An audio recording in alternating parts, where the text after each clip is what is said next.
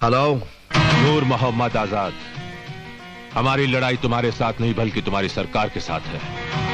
अगर जिंदगी चाहते हो तो 24 घंटे के अंदर गुल को छोड़ दो, वरना बेमौत मारे जाओगे। एक फौजी को धमकी दे रहे हो आजाद, वो भी इस पागल फौजी को। आजाद, मैं तुम्हारे साथ बहस करना नहीं चाहता। अगर तुमने गुल को नहीं छोड़ा तो अपने देश के नाम पर शहीद होने के लिए तैयार रहना।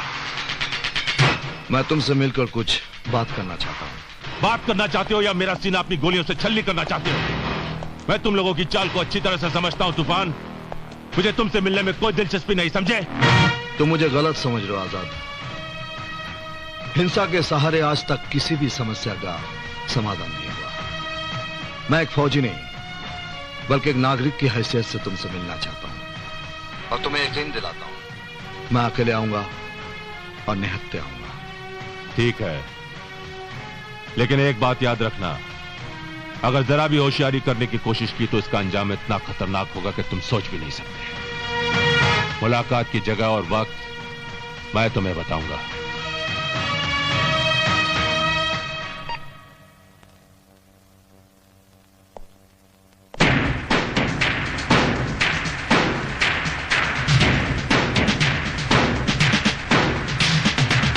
बोलो, क्या बात करना चाहते हो? मैं बताना चाहता हूं कि तुम भी इस देश के बेटे हो। जिस बाहरी ताकत के बल पर तुम ये लड़ाई लड़ रहे हो वो तुम्हारा दोस्त नहीं, दुश्मन है। उन्हें तुम्हारी आजादी से कोई मतलब नहीं। उनका मकसद सिर्फ हमारे देश में दहशतगर्दी को जिंदा रखना है। तुम्हारे लिए यही बेहतर होगा कि तुम अपने साथियों के साथ हथियार डालो। मैं तुम्हें यकीन दिलाता हूं तुम लोगों को कोई सजा नहीं होगी। तुम सब फिर से एक इज्जतदार शहरी की तरह जिंदगी गुजार सकोगे। लगता है तुम्हारी हुकूमत हमारी ताकत से घबरा गई है कैप्टन, इसीलिए तुम्हें अहिंसा का अवतार बनाकर यहां भेजा है ताकि तुम नॉन वायलेंस की बात करके हमें हथियार डालने पर मजबूर कर सको। मगर यह नामुमकिन है कैप्टन। कोई भी इनकलाब अचानक नहीं आ जाता। जुल्म और बेइंसाफी जब अपनी इंतहा तक पहुंचती है तब जन्म लेती है बगावत की आंधी। तुम्हारी हुकूमत ने आज तक हमें दिया ही क्या है कैप्टन? आज भी हमारे घरों में अंधेरा है। 50 साल हो गए आजादी को मिले, लेकिन हमारी कौम के लोग आज भी गरीबी की लाइन से नीचे की जिंदगी गुजार रहे हैं। क्यों कैप्टन? इसके लिए तुम सरकार को पूरी तरह से जिम्मेदार नहीं ठहरा सकते। तरक्की और खुशहाली राशन की दुकान में मिलने वाली चीज नहीं है जो राशन कार्ड के जरिए तुम लोगों को दी जाए। डॉक्टर इकबाल ने सच्ची बात कही है, खुदा ने आज तक उस कौम की हालत नहीं बदली ना हो जिसको ख्याल आप अपनी हालत के बदलने का। हमारे देश में शाही हुकूमत नहीं है आजाद, जनता की सरकार है। जो भी तुम्हारी मांगे हैं सरकार के सामने रखो, लेकिन कश्मीर को मुल्क से अलग करने की बात किसी भी कीमत पर बर्दाश्त नहीं की जाएगी। इस मसले का हल अब बातचीत से नहीं होगा कैप्टन, क्योंकि हम सर पे कफन बांधकर मैदान जंग में उतर चुके हैं। अब अगर हमारे बीच कोई फैसला होगा तो वो सिर्फ जंग से होगा। हमें हर कीमत पर आजादी चाहिए कैप्टन, हर कीमत पर आजादी चाहिए।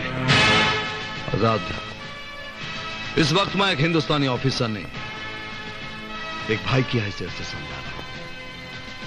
रोक दो ये सब।